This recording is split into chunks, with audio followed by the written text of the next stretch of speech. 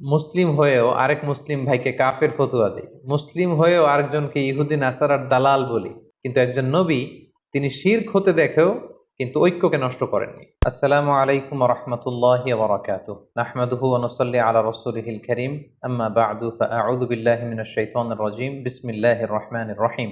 আজকের পর্বে আমরা হারুন আলাইহিস সালামের জীবনী নিয়ে আলোচনা করব ইনশাআল্লাহ। সৈয়দনা হারুন আলাইহিসসালাম তিনি ছিলেন সৈয়দিনা মুসা আলাইহিসসালামের সহোদর ভাই বা আপন ভাই। হারুন আলাইহিসসালাম ছিলেন সৈয়দনা মুসা আলাইহিসসালামের চেয়ে বয়সে ৩ বছরের বড়। আল্লাহ তাআলা সূরাতুল ফুরকানের ৩৫ নম্বর আয়াতে ইরশাদ করছেন, ওয়ালাকাদ আতাইনা মুসাল কিতাবা ওয়া জাআলনা মাআহু আখাহু হারুনা ওয়াজিরা। অর্থাৎ আমি মুসাকে তাওরাত কিতাব দান করেছি, আর তার পাশাপাশি তার ভাই হারুনকে মুসার সহকারী হিসেবে আমি দিয়েছি, অ্যাসিস্ট্যান্ট হিসেবে দিয়েছি। সূরা ফুরকানের এই আয়াত থেকে বোঝা গেল সাইয়েদনা হারুন আলাইহিস সালাম ছিলেন বেসিক্যালি মুসা আলাইহিস সালামের অ্যাসিস্ট্যান্ট বা সহকারী। সূরাতুল মারইয়ামে আল্লাহ তাআলা ইরশাদ করছেন, ওয়া ওয়াহাবনা লাহু মির রাহমাতিনা আখাহু হারুনা নাবিয়্যা। অর্থাৎ আমি নিজ অনুগ্রহে তার জন্য তার ভাই হারুনকে নবী রূপে দান করেছি।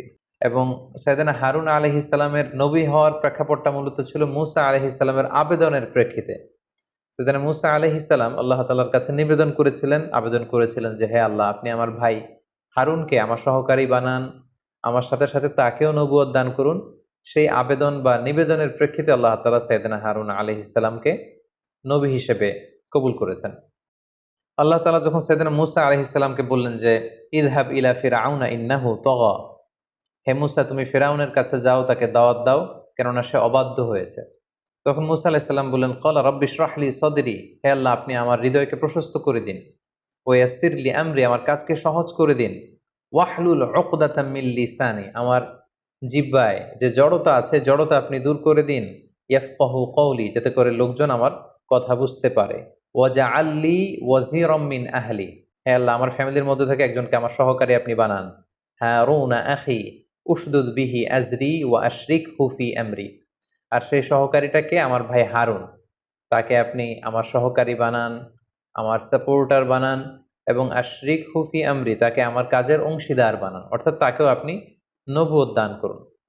আল্লাহ তাআলার কাছে সাইয়েদনা মুসা আলাইহিস সালাম যখন এই আবেদন করলেন, আল্লাহ তাআলা বললেন, ক্বালা কদ উতিতা সু'লাকা ইয়া মুসা, হে Musa, your request is granted, your request is accepted, তোমার আবেদন বা নিবেদনকে অ্যাকসেপ্ট করা হলো, গ্রহণ করা হলো। এবং সাইয়েদনা মুসা আলাইহিস সালামের নিবেদনের প্রেক্ষিতে আল্লাহ তাআলা তার ভাই হারুনকেও আলাইহিস সালামকে নবী বানিয়ে দিলেন। সূরা কসসে আল্লাহ তাআলা বলছেন, সাইয়েদনা মুসা আলাইহিস সালাম আবেদন করে বলেছিলেন, ওয়া আখি হারুনু হুয়া আফসাহু মিন্নি লিসানা, অর্থাৎ হে আল্লাহ, আমার ভাই হারুন আমার চেয়ে বেশি এলোকোয়েন্ট, বক্তব্য দানের ক্ষেত্রে আমার ভাই হারুন আমার চেয়ে বেশি ফ্লুয়েন্ট। কারণ আমরা জানি যে মুসা আলাইহিস সালামের মুখে কিছুটা জড়তা ছিল, আর যিনি দাওয়াতি কাজ করবেন তার মুখে জড়তা থাকলে দাওয়াতের মেসেজকে পৌঁছে দেওয়াটা বেশ কঠিন।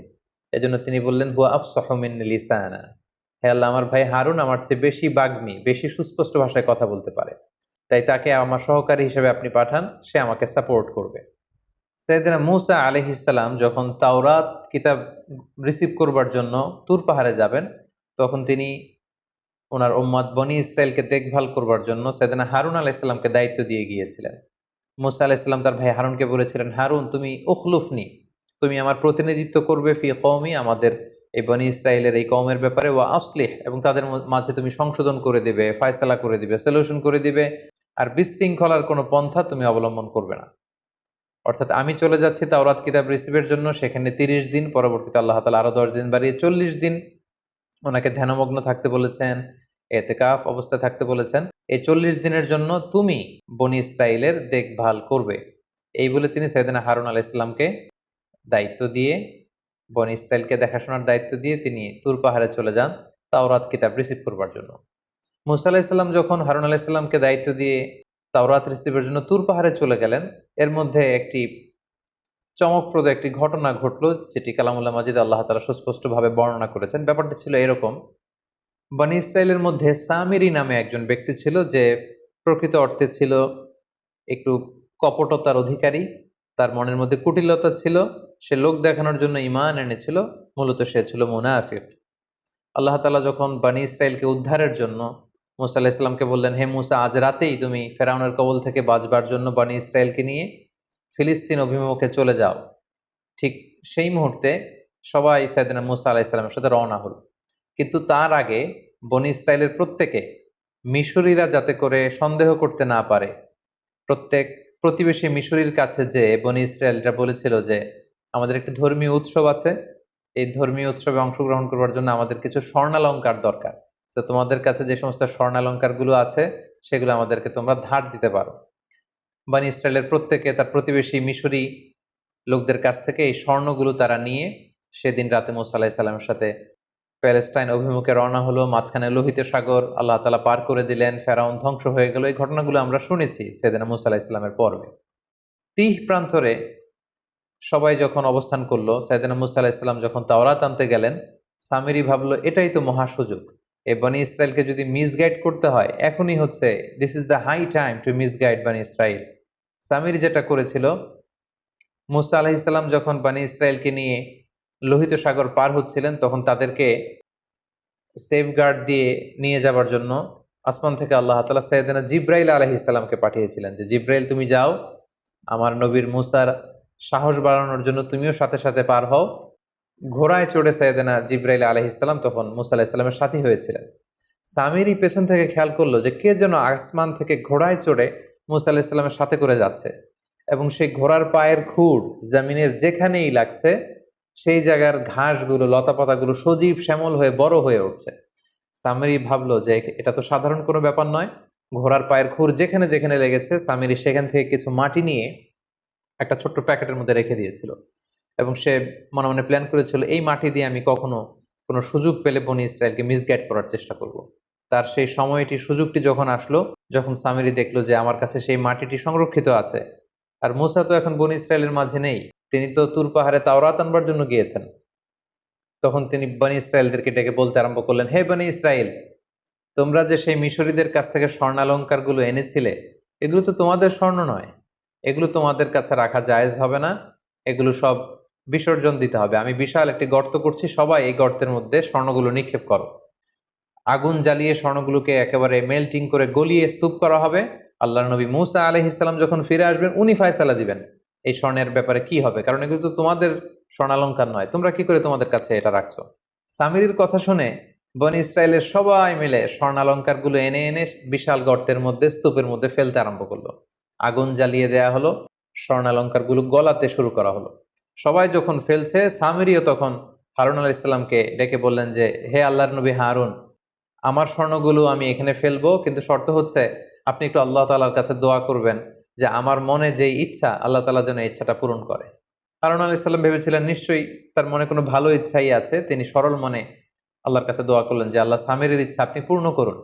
সামিরি তখন তার কাছে রাখা স্বর্ণালঙ্কারের সাথে ওই যে জিবরাইল আলাইহিস সালামের ঘোড়ার পায়ের খুর যেই মাটিতে লেগেছিল ওই মাটির বালি সে স্বর্ণের স্তূপের মধ্যে নিক্ষেপ করলো এবং নিক্ষেপ করার সাথে সাথে সামিরি মনে মনে বলেছিল যে পুরো স্বর্ণালঙ্কার থেকে একটা গরুর বাছুর যেন উৎপন্ন হয় এবং সে স্বর্ণালঙ্কার নিক্ষেপ করার সাথে সাথে সেখান থেকে পুরো স্বর্ণ থেকে একটা ছোট্ট বাছুরে রূপান্তরিত হলো এবং সেই বাছুরটি হাম্বা হাম্বা রব শুরু করে দিল।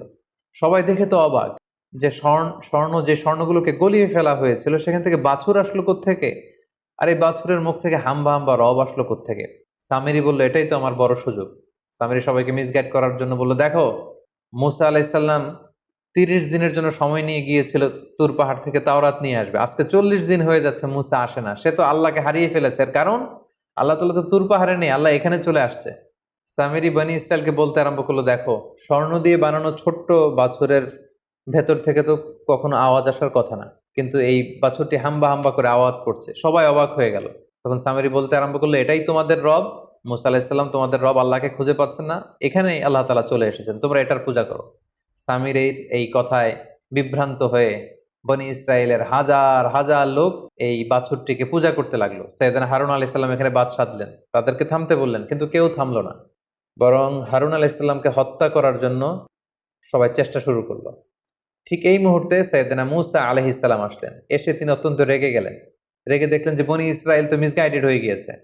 তার ভাই হারুন আলাইহিস সালামের দাড়ি চেপে ধরলেন, চুল টেনে ধরলেন, দাড়ি এবং চুল টানতে টানতে তিনি জিজ্ঞেস করলেন যে হারুন, তোমার কত বড় সাহস, আমি তোমাকে নবুয়তের দায়িত্ব আল্লাহর কাছ থেকে নিয়ে দিলাম, এবং আমার পরবর্তীতে তোমাকে প্রতিনিধি করে গেলাম, আর তুমি কি করলে?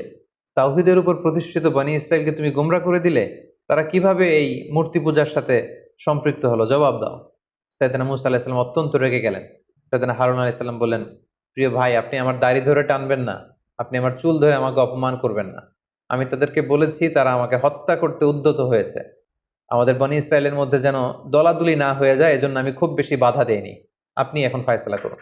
এই পুরো ঘটনাটি আল্লাহ তাআলা কালামুল্লাহ মাজিদের সূরাতুল আরাফের মধ্যে, সূরাতুত তাহার মধ্যে আল্লাহ তাআলা উল্লেখ করেছেন। আল্লাহ তাআলা বলছেন, ওয়ালাকাদ ক্বালা লাহুম হারুনু মিন ক্বাবলু ইয়া কওমি ইন্নাকুম ফুতিনতুম বিহ।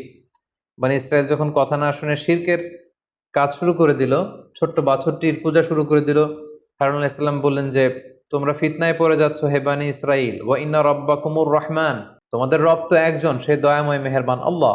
ফাত্তাবিউনি ওয়া আতিউ আমরি, তোমরা আমার আনুগত্য করো, আমার অনুসরণ করো।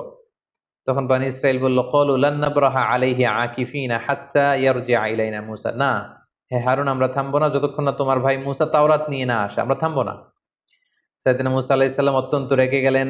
ওয়ালাম্মা রাজাআ মূসা ইলা কওমিহি গাদবানা আসিফা, প্রচন্ড রেগে মেগে আগুন হয়ে তিনি এসে তার ভাইকে ধরলেন এবং বললেন, ক্বালা ইয়া হারুন মা মানাআকা ইয রাআইতাহুম দাল্লু, তুমি চাক্ষুষ, তোমার চোখে তাদেরকে গোমরা হতে দেখে ওদেরকে আটকালে না কেন? আমি কি তোমাকে দায়িত্ব দিয়ে যাইনি? সাইয়েদনা হারুন আলাইহিস সালাম বললেন, ইন্নী খাশীতু আন তাকুলা ফাররাকতা বাইনা বানি ইসরাঈলা ওয়া লাম তারকুব কওলি, হে আমার ভাই, আমি তাদেরকে নিষেধ করেছিলাম কিন্তু তারা আমার কথা শোনেনি। আমি খুব বেশি তাদের সাথে কনফ্লিক্টে জড়াইনি, কারণ আপনি হয়তো এসে বলতে পারেন যে আমি তোমাকে বানি ইসরায়েলের দায়িত্ব তোমার কাঁধে দিয়ে গেলাম, আর তুমি এই পুরো জাতিগোষ্ঠীকে ঐক্যের মধ্যে সমবেত রাখতে পারলে না, তারা বিচ্ছিন্ন হয়ে গেল তোমার কারণে। এই ভয়ে বানি ইসরায়েলের ঐক্য যাতে নষ্ট না হয়, আমি শিরকি কাজ দেখেও তাদের সাথে বিরোধে জড়াইনি। এই প্রেক্ষাপটের মধ্য দিয়ে সামিরির এই কূটচাল এবং কূটতৎপরতার মাধ্যমে সর্বপ্রথম এই পৃথিবীতে গোবৎস পূজার এই প্রেক্ষাপটটি তৈরি হয়। এবং তারপর থেকে আমরা জানি যে পৃথিবীর নানা ধর্মে, নানা জাতিগোষ্ঠীর মধ্যে গরুর পূজা বা গরুর বাচ্চার পূজা, গোবৎস পূজার বিভিন্ন রীতি বা রেওয়াজ কিন্তু আমরা দেখি। সাইয়েদনা মূসা আলাইহিস সালাম অত্যন্ত রাগান্বিত হলেন। সামিরিকে তিনি শাস্তি দিলেন। তিনি সামিরিকে বললেন যে, হে সামিরি, তোমার জন্য আল্লাহ তাআলার পক্ষ থেকে শাস্তি হচ্ছে যে কিয়ামত পর্যন্ত তুমি বলবে লা মিসাস। অর্থাৎ কেউ যখন সামিরির কাছে যেত, সামিরির গায়ের মধ্যে হাত দিলে সামিরির গায়ের মধ্যে জ্বর চলে আসতো, অথবা সামিরি কাউকে টাচ করলে সামিরির গায়ে জ্বর চলে আসতো। সাইয়েদনা মূসা আলাইহিস সালাম সেই স্বর্ণ দিয়ে তৈরি বাছুরটিকে টুকরো টুকরো করে সাগরের মধ্যে ভস্ম করে জ্বালিয়ে ভাসিয়ে দিলেন এবং সামিরিকে বললেন যে কিয়ামত পর্যন্ত তোর শাস্তি হচ্ছে আমার এই তাওহীদের উপর প্রতিষ্ঠিত বনী ইসরায়েলের মধ্যে শিরকের বীজ রোপণের কারণে, শিরক ছড়িয়ে দেওয়ার কারণে তোমার জন্য শাস্তি হচ্ছে কিয়ামত পর্যন্ত তুমি বলবে লা মিসাস। সে কারোর সাথে বসতে পারতো না, কারোর সাথে উঠতে পারতো না, কারো গায়ের সাথে সামিরির গা লাগলেই সামিরির গায়ে জ্বর চলে আসতো।